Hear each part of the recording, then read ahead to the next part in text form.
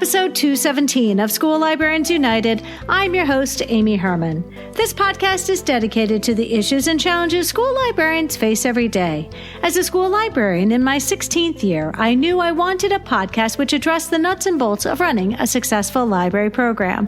I don't claim to have the answers, but I hope that this is a platform to share resources and exchange ideas. Now is a perfect time to mention that all the ideas and opinions expressed in this podcast by myself, my interview guests, and listeners who reach out to the podcast are our own and do not reflect those of our school districts. When incorporating research, I always make sure to cite my sources.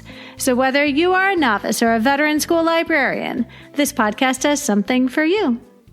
Friends, this week I am on spring break, which means that this episode is being recorded well in advance of it actually being posted, and therefore we will be skipping the mailbag. I will say I was so pleased to see the response and all the great feedback from the New Hampshire Spotlight episode, and I'm very much looking forward to doing another state in the future. I welcome you and all listeners to reach out with your feedback and episode suggestions. You can reach me either on Facebook, on Twitter, my handle is @LMS_United, or the email address schoollibrariansunited@gmail.com. If you include your mailing address, I'll be sure to send you a podcast sticker. And now for a word from our official sponsor, Capstone. Capstone is an innovative publisher and education technology provider of children's content for school libraries, classrooms, and at-home learning. Home of the award-winning PebbleGo research database, Capstone has a passion for creating inspired learning and intellectual curiosity in children. I am so excited to be working with them. And now in a segment I like to call Why I Love Capstone. Friends, there are 4 books in this series called Eco Crafts, and I'll read from the copy. Eco Crafters gather round. This series is sure to please your eco-conscious crafters as well as your supply budget. This series is ideal for makerspace activities during Earth Month, and each project is eco-friendly and uses supplies kids already have on hand. So friends, each book is 32 pages long, and this is from the Capstone Press Dabble Lab, and it is procedural text aimed at an audience of grades 3 through 5. The titles include Create with Cardboard, Recycled Paper Projects, Upcycle Cast-Off Clothing, and Upcycle Plastic Projects. So friends, I was super curious. I wanted to make sure I had a better understanding of what each of these books offers, and let's take a look at Upcycled Plastic Projects. What to do with old plastic toys, bottles, jugs, and bags. Recycling is great, but upcycling is better. Repurpose old plastic into cushy pillows, quirky troll villages, and even a funky bird feeder. Get eco-friendly with more than 10 easy upcycled crafts. I think this series would be a fun addition whether you have a makerspace, a STEM area, or you just want to do something fun for Earth Day. I am so grateful to Capstone for their continued commitment to support the podcast in Season 5. They are offering listeners of School Librarians United a very special discount. Visit shop.capstonepub.com and use the code UNITED to get $20 off an order of $100 or more for both print and Capstone interactive ebooks. That's code UNITED for $20 off an order of $100 or more for both print and ebooks on shop.capstonepub.com. And now for our episode, Battle of the Books, and my conversation with Erica Huckaby.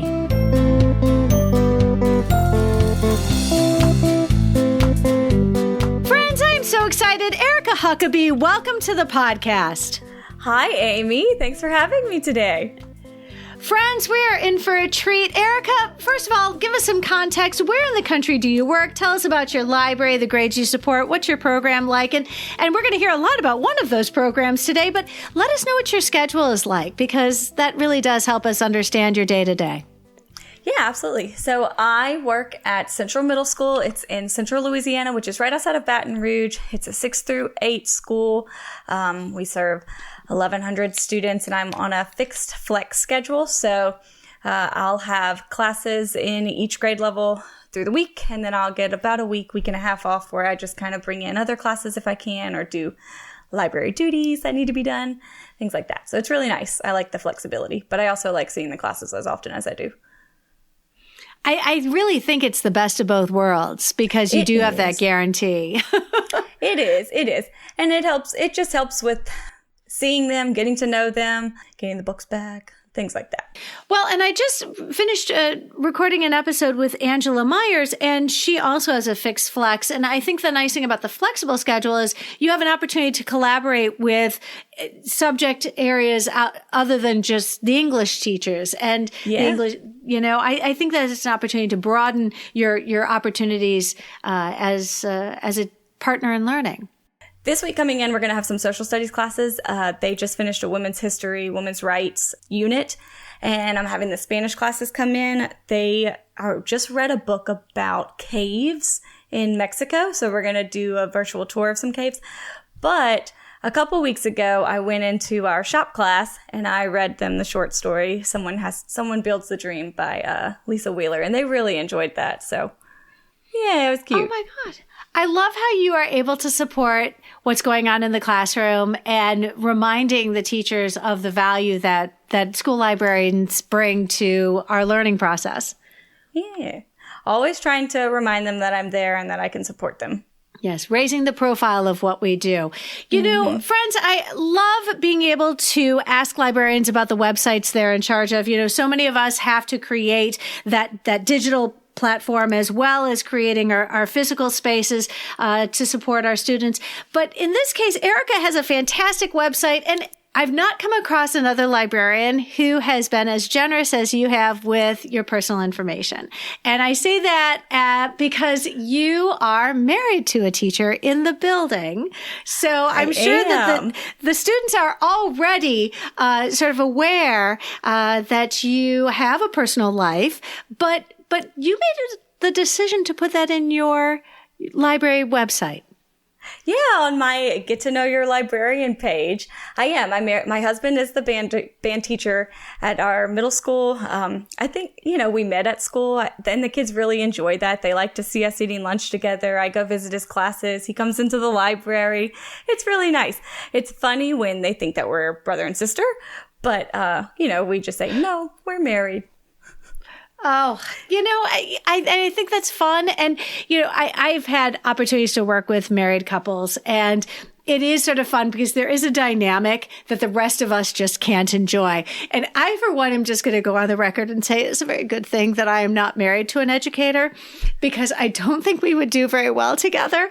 But, no, I'm going to get all the grief that I go through, but all the highs, and oh man, he just really understands me. He does. It's good. I'm happy for you and your journey. That's exciting. So, I'm so grateful you're joining us today. I'm going to confess I am completely and totally ignorant about today's topic. Never have I ever organized a battle of the books, which is why I'm so glad you have joined us today. For the benefit of everyone listening, please provide us with a definition of Battle of the Books. So, in short, Battle of the Books is a book reading competition where students read books from a curated list of titles, and they compete as teams against one another in different ways. This can look like Kahoots, writing prompts. We've done breakout boxes, things like that. It just really depends on the school, on the budget, things like that. So I'm wondering, how many Battle of the Books have you coordinated? I've coordinated 2 and I've competed in 2. And I think that it's really nice that I've competed and I've coordinated, because I can see both perspectives of being a teacher sponsor and then being the librarian who's in charge of everything. It's been nice to see it, and it's been good to transition from sponsor to librarian. That's helped a little bit too with the bridge. Well, and I think it's interesting because it sounds like when you got hired into this library position, there was already an expectation that you would be hosting a Battle of the Books. Oh, absolutely. Yes. Which I was really excited about because I love building programs. That's one of the things that really drew me in to the library, is obviously the love of reading and literacy and bringing that to the school, but building programs and events that would excite kids. And so that's really exciting to me. But yes, when I was a teacher, our librarian was Tiffany Whitehead, mighty little librarian here in Louisiana, who's now at Episcopal. That's okay. So she started it in probably 2014. maybe 2013.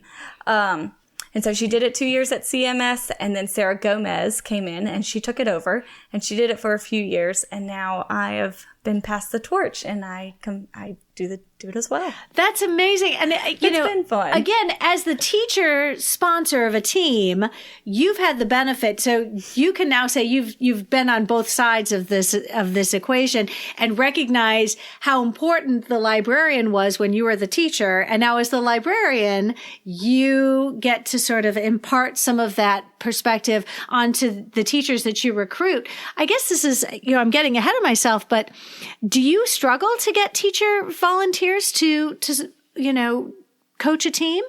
Not really. And it's funny because we have everyone from the ELA teachers, obviously, to the math teachers, to the social studies teachers, to the PE coaches who sponsor the teams. It's really up to the kids to kind of draw in the teachers and say, hey, sponsor my team. And then I come in and I say, look, you can do as little or as much as you want.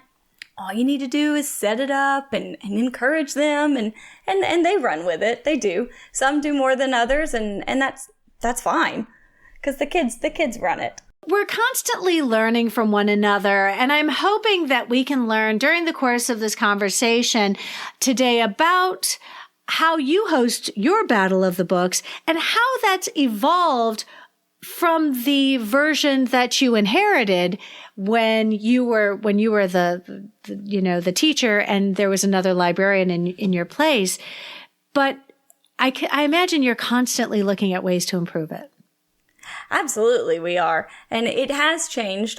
From this last year to this year, we adjusted the way that we do it, and we're going to talk about adjusting it again just to it's becoming more popular in Louisiana and around the United States. I've seen it more often. And so we're trying to make it more of the cohesive, I guess you would say. Like everybody's doing the same thing and everybody's following the same rules so that we can make it a little bit bigger. Because we are getting ahead of ourselves, but we do. We have a school level, we have a regional level, and we want to make it like a state level eventually. So.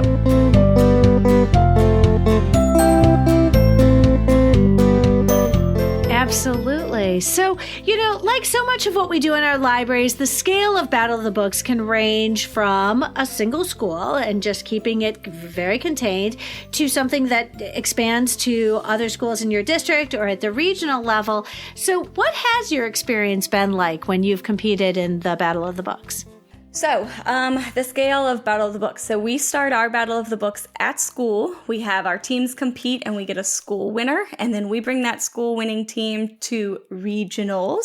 And we compete against 4 other schools in our area. And we meet at the main branch library in Baton Rouge. And it's fun. Last year we won. We are the reigning champions. So we've got to bring it this year. My team has some reading to do. So, ideally, what does your timeline look like? Because when it comes to planning, so how far in advance would you recommend school librarians begin this process in a perfect world? Because you've obviously done this a couple times and you've learned from previous experience. Yeah. So, we start with our selection over the summer and really we'll start talking about it when this is over in March. We'll start kind of talking and planning what books we want to read and what books we're looking at. And we have a list that we choose from and then kind of edit, and we'll talk about that.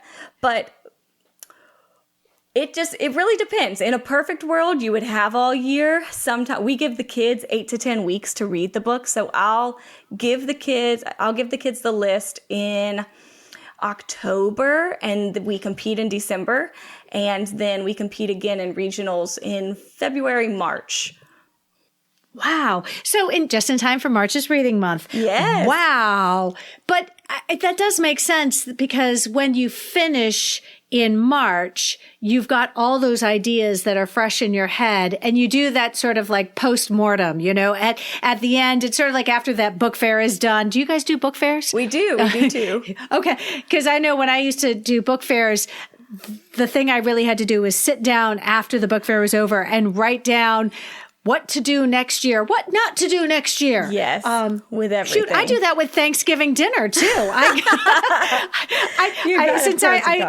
I know. I have to host Thanksgiving dinner, and I do the same thing. I write down all the things that went well. I write down who showed up, but I also write down the things I don't need to do or I don't need to bother with because I learned and it's all fresh in my mind.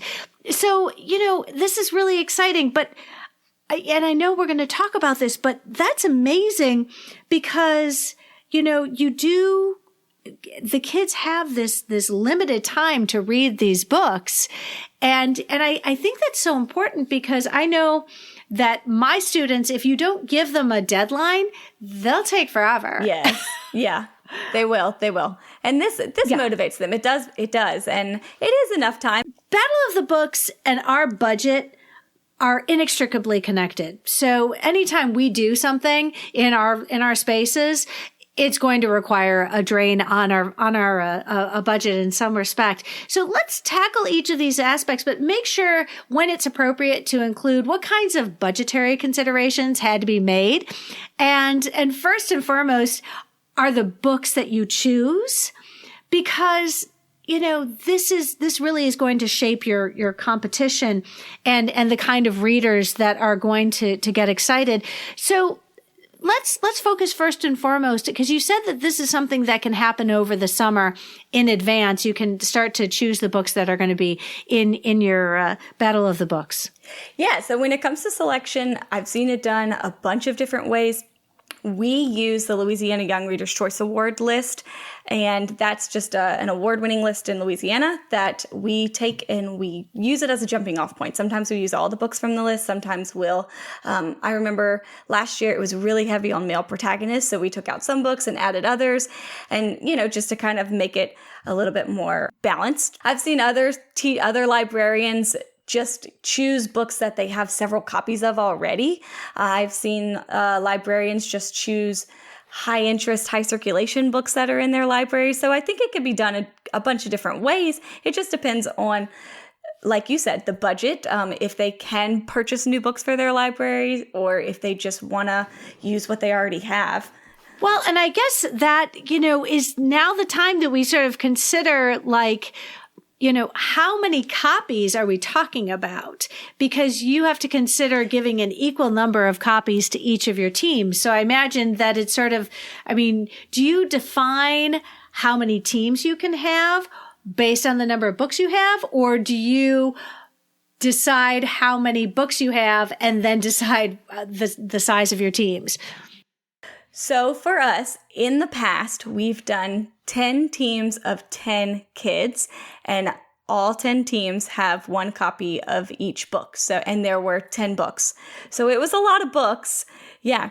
So 10 copies of all 10 books for the 10 teams. This year we didn't limit the team numbers, but we limited how many kids could be on the team.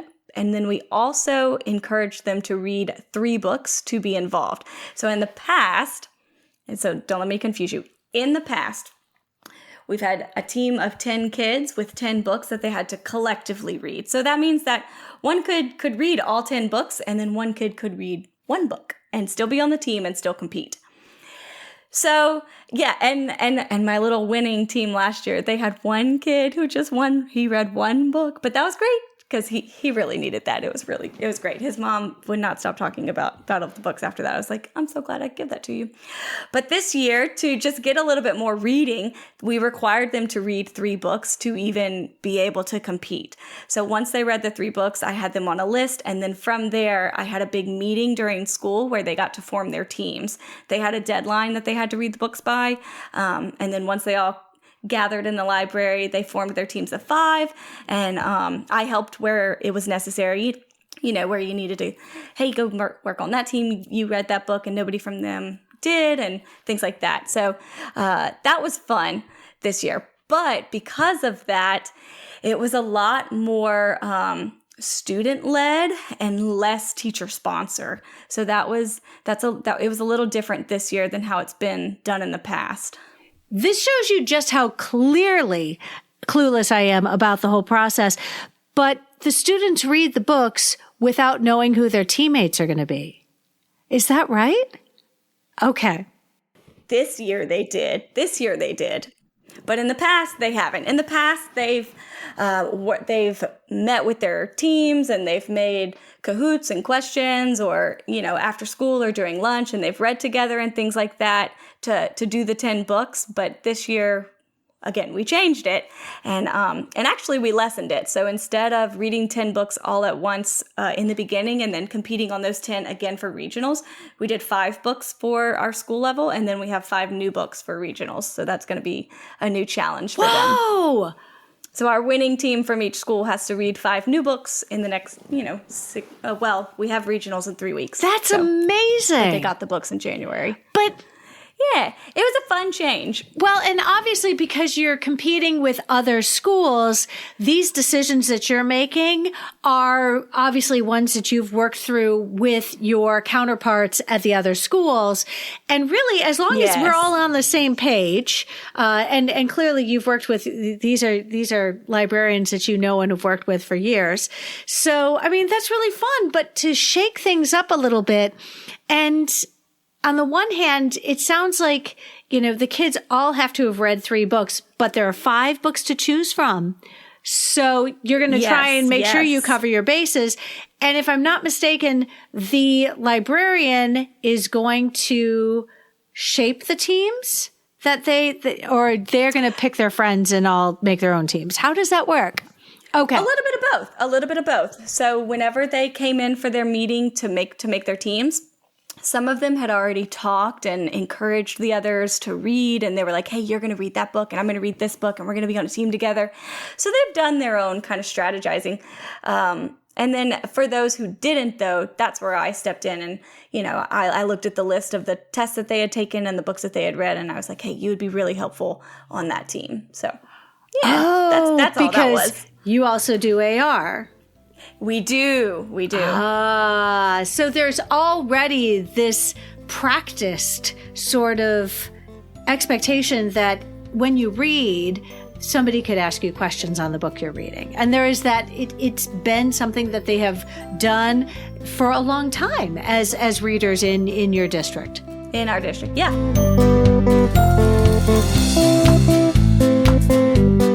This does make me wonder, because it sounds like your districts use AR and your students have already become habitualized that this is something that when you read for content, the expectation is you need to retain some of this information, because with using AR, they're going to be expected to be able to have to recall certain important points of the book.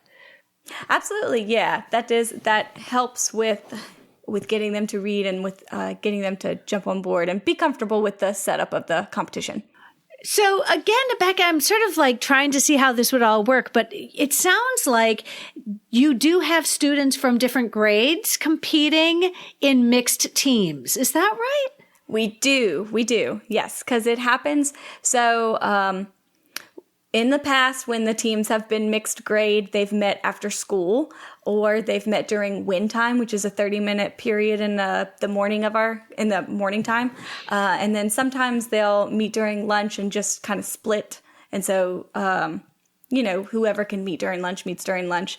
But yeah, they are mixed grade, and I think that's really cool. I love that they can interact with one another, because our school, it's strange, but it's kind of like 3 different schools in one. The bell schedules are all like just compartmentalized, and our school's really large, and our electives are grade level specific, so they're not mixed. And I've seen some middle schools who have mixed grade electives, so it's nice to give them an opportunity to see one another.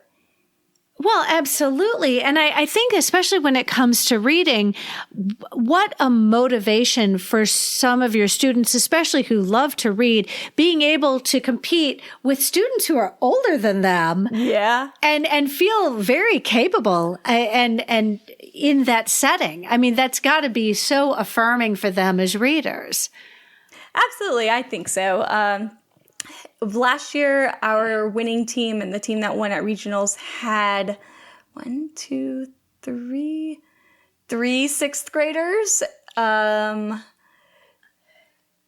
3 8th graders and a couple of 7th graders. So it was a nice mix. And yes, they did well. They liked that. Wow. And, I love the fact that there's 2 rounds. So, I mean, for your case, the students who compete at the regionals, READ, regionals, Yes. Have additional books to read. And that just sort of increases the expectation that this commitment that they have to be readers throughout the school year. This isn't just done at Christmas. Yeah, I like that as well. I like that we brought on the new selection of books. It really excited them again. It wasn't just studying the last books that they read in the last 9 weeks. It was new, fresh titles, and they really like the picks too. They've been talking to me about them. Absolutely. So, going back to how these books are then built into your collection, are you then reincorporating those copies back into your collection? Are these books that the students want to keep? I mean, I know that there's a variety of things you can do based on what your budget allows. Yes. So, in the past, we've used book fair money to purchase the copies. I like that, but I don't like it. I don't like it because sometimes we get paper copies and I just don't want a paper copy in the library if I can avoid it. So this year, what I did, because I knew I would have smaller numbers, I purchased 3 Mackin bound copies because that's who we use. That's our book jobber. So I purchased 3 Mackin bound, and then I purchased the rest in paperback or in hardback. That was what I could get available through our local bookstore. So I knew that I was going to keep the 3 Mackin bound copies of each book, and then I was able to give away the paperbacks. I put them on my free book cart. I gave them away to my 2nd, 3rd, and 4th place teams, things like that. So that was really nice. Wonderful. So, I love that you have put so much thought into the books. I know it sounds like you talk to I think what's really fun is that the choice of the titles you're getting feedback from your counterparts at the other schools, because this is something where I would be overthinking this, because if I were left to my own devices and I had to come up with my own books, the idea of that invitation to collaborate with the other librarians in neighboring districts and neighboring schools just seems like a fantastic opportunity. It would create other excuses to do additional collaboration. And it really does seem like this would be a wonderful opportunity to get together with other librarians.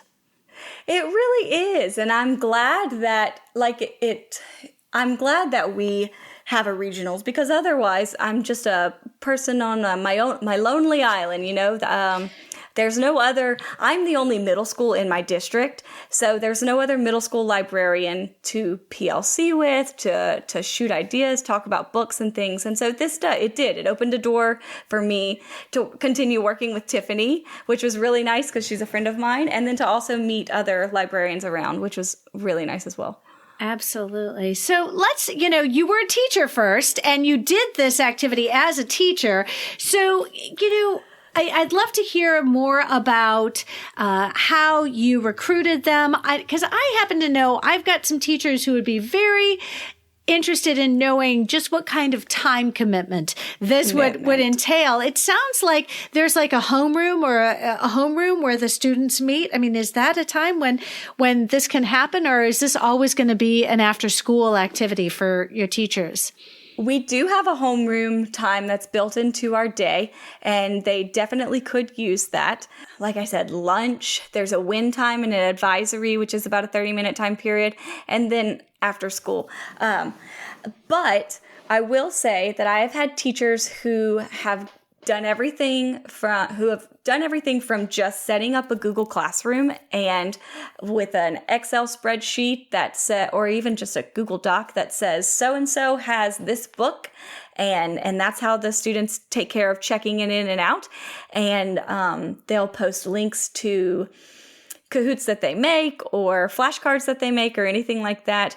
And then I have the teachers who do the after school practices, and they buy the pizza, and they're all in with it. So and I've had teams that have done well on both sides of that spectrum. So I think that the most important thing for the teachers is that they're just encouraging the kids to read, and showing enthusiasm. And I've had teachers who have read the books alongside the kids, and teachers who haven't, who have like, oh, well, I can't because then I'm going to help you. But then others are like, well, no, I want to know. I can be here. So across the board, it's worked always.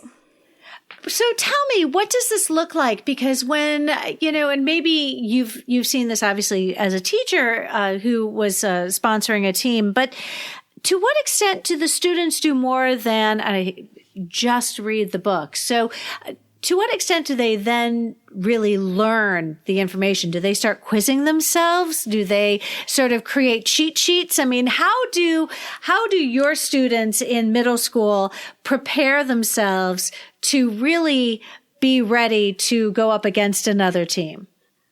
Oh yeah. So I've had some teams that have created like websites for themselves, and they have to put their book summary up there, and they have to create questions, and they have like sharing summaries and creating questions and quizzing one another really is the big part, because our questions that we ask them from the Kahoot side of the rounds is just basic knowledge questions. We do have a writing round, which gets a little bit more deeper in the thinking, but for the most part, it's just it's recall of details. Wow. Let's talk about the actual competition, because you have a competition in each of your respective schools. So it seems to me this would be a really fun activity. I don't know when you find time to schedule this in, but obviously the hope is that you would get excitement from the other students in the school. Yeah. You would, and I do. And so whenever I announce it, it's just during the morning announcements. And then we'll do a party, like a kickoff, like bring all the kids in who are interested and do the big book reveal. And so that's when I show them the titles, and so they can kind of see them and read the backs of the books, get excited, and really decide, are they in it? Do they want to do it? Check the books out at that point if they want to, and then go on from there.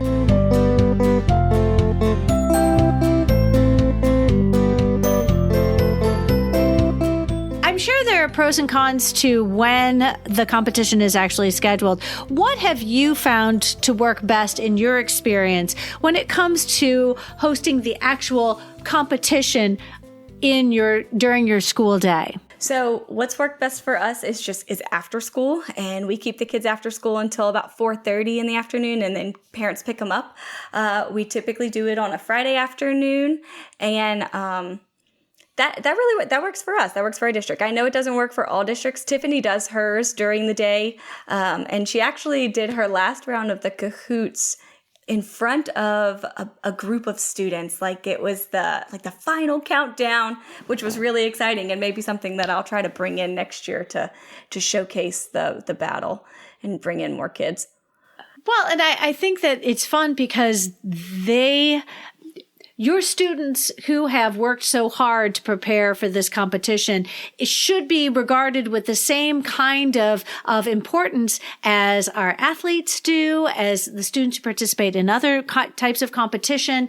But because this is something that's important, it recognizes them for the achievements. And I'm going to tell you, when you realize how much the students put into preparing themselves for the Battle of the Books, that's something not every student can say they can do. There are a lot of students who would not be willing to go through this kind of discipline to make sure that they've read the books that they need to participate. I think doing this during the school day would be a lot of fun because especially because it sounds like, and we're going to talk about this, you rely on Kahoot to get at least through this part of the competition. Yes, and I agree with you on that. We do a lot of our competitions, like our spelling bee happens during the school day. What else? Pep rallies, that's for athletics, and that happens during the school day. So I agree. Erica, I'm curious, if I were to be an audience member and come and watch the kids participate, describe for me, where does this take place? What is the setup? And, as an observer, what am I going to see when it comes to Battle of the Books? So in the past, we've been set up in the gym. This year we moved to the library because we had smaller numbers, and that was really nice because it's a little bit more intimate. But we do 5 different rounds. So we do 3 rounds of Kahoot, which is about 3 to 4 questions from each book. Each round, we do a writing round and we do a puzzle round. And so the puzzle round has varied from year to year. We sometimes it's a breakout box, which that was big. Sometimes one year it was a scavenger hunt, and that's a year that I competed in, so that was a lot of fun. The kids got to go around the school. This year we did a matching type of table where the kids had to match title, author, character, quote, theme. We've done last year we read one of the titles was The Strangers by Margaret Haddix. And so in that they have spy codes and things like that. And so we did something that was inspired with that. It varies from year to year, the puzzle round. And then the writing is 3 questions, and they have to include multiple titles and references. So let me give you an example of one of our questions that we did this year. So this is actually from 2021, 2022. One of our questions was, in several of our book selections, characters faced adversity based on their race, ethnicity, or gender. Give an example from one of the books where another character could have been an upstander instead of a bystander and changed the outcome of a situation. So they had to, so that year we had a lot of different books that talked about those issues. And so they had to reference, because they don't get the books during the competition, so they can't do direct quotes or anything. So they're just referencing ideas. And that is that the scoring of the writing round is very subjective. It's more content based, but who has the best answer and the most references in that. But those are the kind of questions that we try to include in our writing prompts. So I understand Kahoot. And I can imagine, I've seen, there's some pictures on your website that we can see, and you've got the kids are sitting at the table, there's pizza, and they've got a computer, so a Chromebook, so that they are responding to the prompts on the over the screens that you have. And if I'm not mistaken, in Kahoot, it's not enough to get the answer right. It's about getting Yes, it's about speed too. So you could have every team answer the question correctly, but it's the team that answers the fastest that is going to get the higher points. Yes, that is how Kahoot works. Yep. So they've got to be on their A game, ready to click. And we do it in the team mode. So they actually get like a 5-second pause and a delay to get ready and then click. So it's done pretty quickly. Well, and I guess the other thing is, looking at, so you said they don't have the books in front of them. They don't. And would you be able to tell us if the questions that you create are you work with the other librarians in the other buildings to write the same questions? So you sort of divide and conquer. You're all working together. So obviously you've had to read these books, and then you get together with your team of librarians, and you've created these challenges for the students. Bringing all this, experience and knowledge. Of course, you've come up with clever ideas because you've got all these, putting all these great heads together and coming up with this. So you've got a writing portion, which I think is wonderful because for some students, for them, that just isn't a different way of understanding the book, that they look at it at a more analytical. It's not rote memory. It's really sort of piecing together the things in the book, in a way that's a little different. And then the last portion of this really requires them to think outside the box in terms of how they come up with the answers that they do. So this is fun. And I've seen the pizza, but are there prizes at the building level? Ooh, yes. So I'll have to post a photo of our Battle of the Books trophy that Sarah Gomez created. It's awesome. It's a wooden box and with books that she glued together and spray painted gold, and the kids sign it every year, and it's amazing. And then our second and third place, they also get little trophies as well. And then they also get a free book, one of the copies of the Battle of the Books book. So that's what they walk away with. Well, and I think it's so fun because I saw pictures of this on your website, and it was really fun because I was like, oh, it looks like the Stanley Cup. And I was like, oh, wait, those are books. Those are and books. It's like tiered books, and it's this gold, and what fun. I mean, it's very thematic, very, very fun.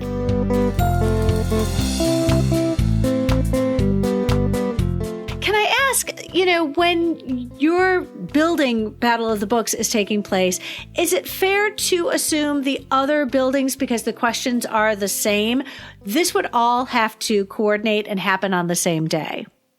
No, it doesn't happen on the same day, actually.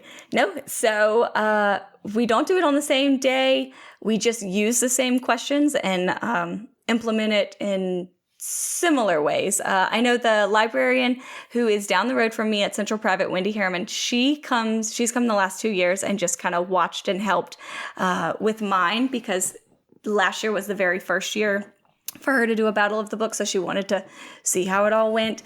And hers always happens after mine. Tiffany normally goes first, and Laura is somewhere in between. But yeah, no, it doesn't happen. Yeah, can the families come? They haven't in the past. A lot of my teacher kids, their parents obviously sponsor the team, so they come, but they haven't in the past. No, they haven't come. All right. Just, I'm asking for a reason. All right. Yeah. So, and then you would have one team from each building advance to the regionals, READ-GIONALS. Yes, which is so exciting because it's a field trip for them. It's another competition for them. It's a chance for them to see other readers from other schools and meet those kids. And then for a lot of the times, the kids who get that far in the competition, they are readers, but then also sometimes they're not, or maybe they are, but they haven't seen our local library. And so that's a nice chance for them to see that space and to get that tour and things like that. And so the regionals, do these students know those books when they join, when they start in the program, or do you announce a new fresh set of books once the first level, the building level competitions are over? This year we did that. So in the past, it's been all 10 books, the entire competition, but this year we split it up 5 and 5. So only my winning team from the school is required to read the new 5 titles. So I actually didn't have to buy as many books this year, which was nice for my budget, because I knew that only 5 kids would have to be really reading them. Wow. And do they have to read all 5 to participate in regionals? They don't, but this group is this group of kids. They're all like, Miss Huckaby, I've got one more book to read, and then I'm done with all 5 of them. I'm like, excellent, they're going down. That's amazing. I'm really curious because, I teach at the high school, and we don't have anything like this in our district. Is there anything like this for our students moving into the high school, or is this very much a middle school activity? We're trying to encourage our high school librarians to bring it on.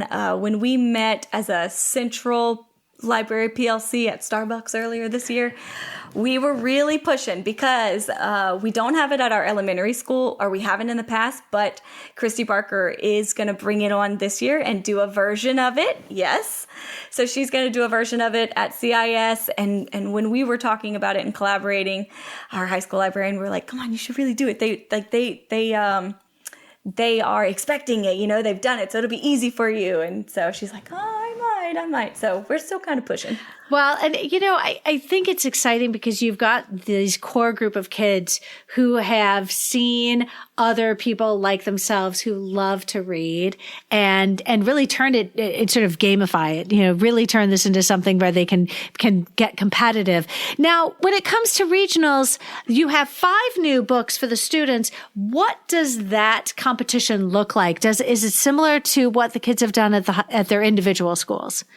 In a way. So we do the Kahoots again. So we do the questions. And then last year we had them we did a writing round. And then instead of a puzzle, we had them create a video where they had about 40 minutes. The prompt was for them to take multiple stories and maybe a character from one story and how they would respond to an event that happened in another story. And they had to play that out and video it. And then the students actually judged. They took coins and they got to vote for which one they thought was best. And that's how we chose the winner on that round. What? Yeah. That's so fun. Now, these would be the participants themselves or audience members? The participants. So, and they couldn't vote for themselves for obvious reasons. But yeah, the participants, the students. So they got to vote for their favorite. Anybody but themselves. Mm-hmm. Oh, that's great. And obviously, is there then somebody wins the regionals? Yes. But I've actually seen other schools do different things where they've had to create board games based on the books, and I think that would be really cool and something just a little bit more, just elevate it and make it more of a not a project, but I don't know. I guess just more than just reading and to get the books out in a different creative way. I think, obviously it's going to tap different skill sets in your students. And I think that is, I think that's a really great way to give different team members an opportunity to shine and in the context of the reading that they've all had this shared reading experience. And has it been your experience? Have you noticed that these particular books also become popular in your collection because other kids have read them? Oh, absolutely. That display for Battle of the Books was never full. And the books are really good titles, and so it's easy to sell them and it's easy to talk them up. And then once you have so many students who have read them, they're constantly on the return cart, so kids are, always looking at that. And yeah, it definitely does help with the interest of it. Well, and I'm sure it's true at middle school as it is in elementary school and high school. And that is our students are the best advertisers, the best salespeople for our titles. Forget about all the training you've ever had. Mm-hmm. It's their peers who are going to get other kids excited about books. Yes, absolutely. I use that all the time. I'm like, oh, I saw so-and-so reading that book. And it's not, oh, I loved this book. It's just like what you said. If I bring in another student, then they're like, oh yeah, okay, then I'll read that. They're cool. Not Miss Huckaby.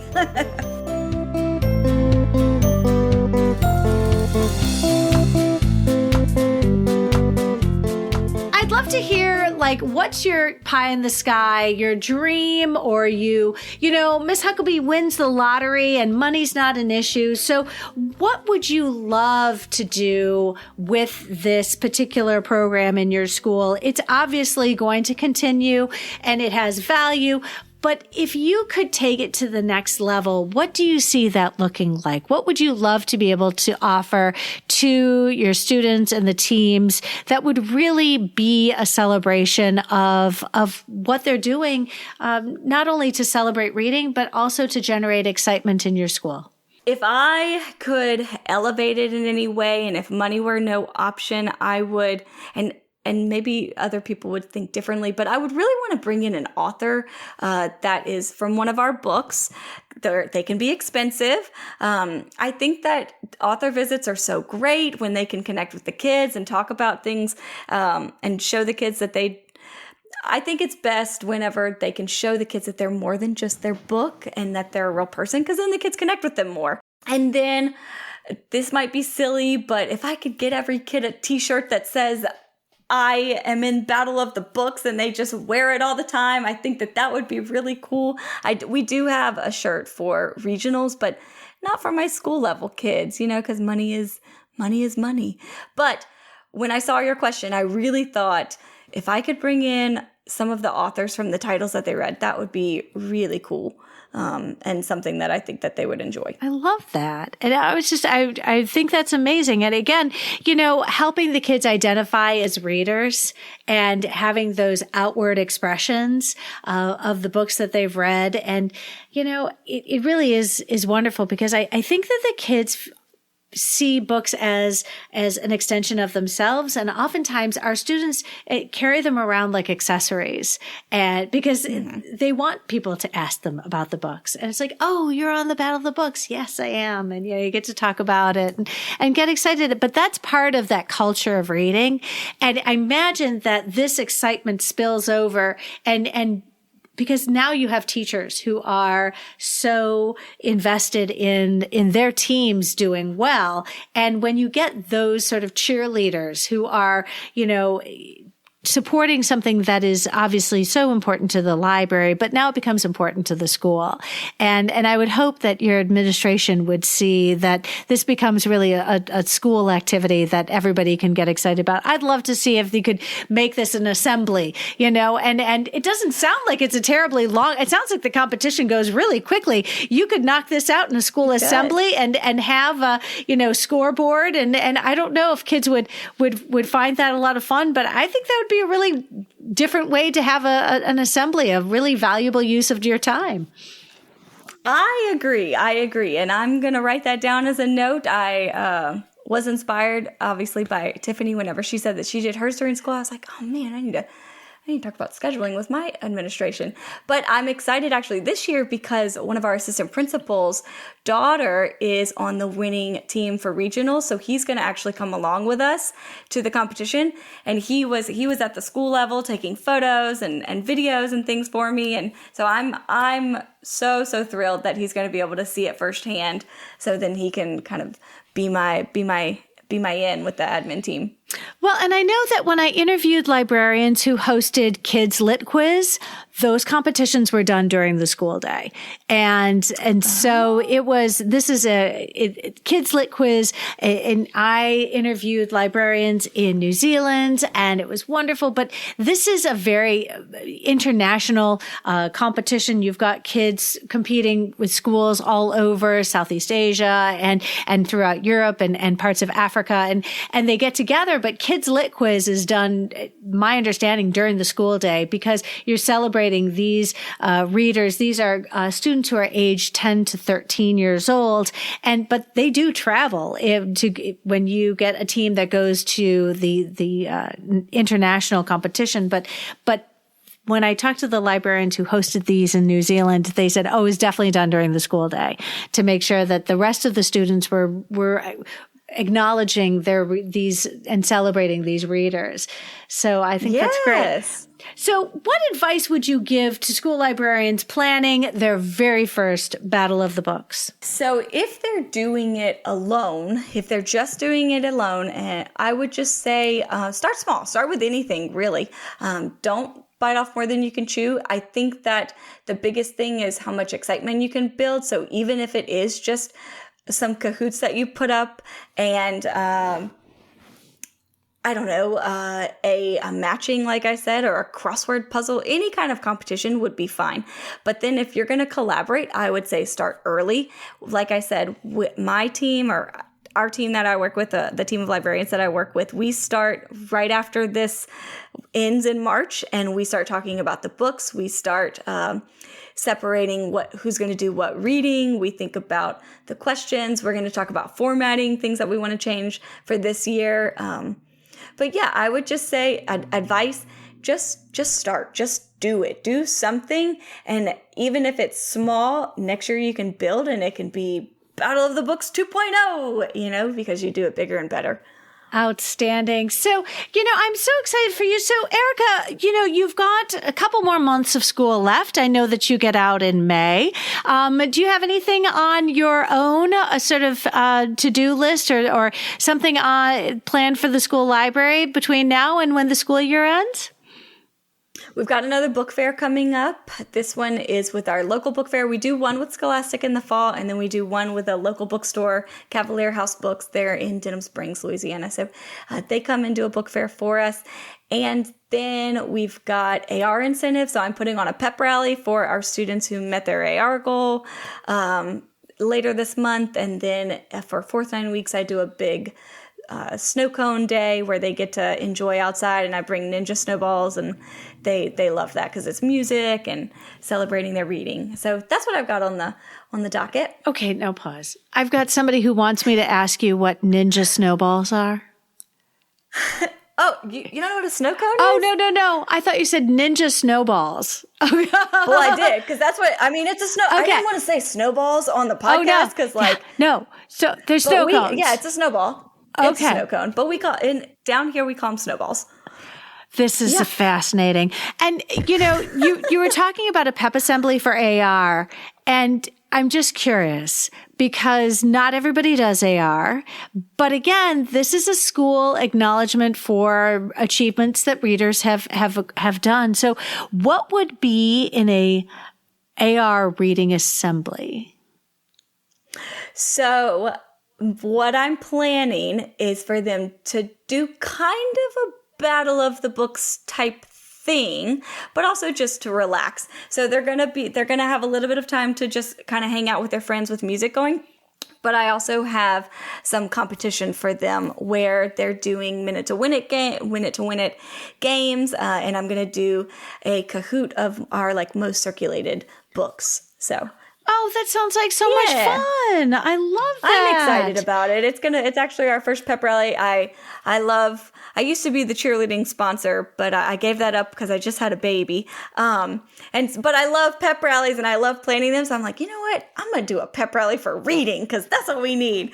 So we're doing it. And friends, if you want, Erica's put together some incredibly generous show notes, and in there is a link, and you will see a rap which she performed, and this was at first I was looking quickly and I didn't realize. I was like, oh, that's cute. She's got one of the cheerleaders doing the rap battle. I was like, oh my gosh, that's her. that was you in the cheerleader outfit, and in the category of things you will never see me wearing, and that is a cheerleading outfit. So you will do anything for your kids, Amy. Come on. Oh my gosh, that was so much fun. But sure, you're bringing in that experience that you've had as a cheerleader and channeling that towards your readers. I love that. Trying to. I am their biggest cheerleader. Trying to be. Erica Huckaby, how can we find you on social media? I'm on Twitter, Amy, but I'm not very active on it. That's okay. That's what I feel about Instagram. So where can listeners, if they'd like to see the things that you're doing with your students, because it sounds fun, if you share things, where do you share them? I share them on our CMS Wet Library page, which is going to be in the show notes. So if you'd like to look at the things that we're doing at my school, check that out because I'm not very active on social media for the other things. No problem. And may I ask, because in your show notes, can we include your school email in case anybody wants to reach out and ask you any questions? Absolutely. ehuckaby@centralcss, but that'll be in the show notes. Fantastic. And friends, I am so grateful. Erica, I wish you a fantastic rest of the school year. Thank you so much for joining us tonight. Thank you for having me, Amy. Friends, you are definitely going to want to make time for all the amazing show notes which Erica so generously created for us.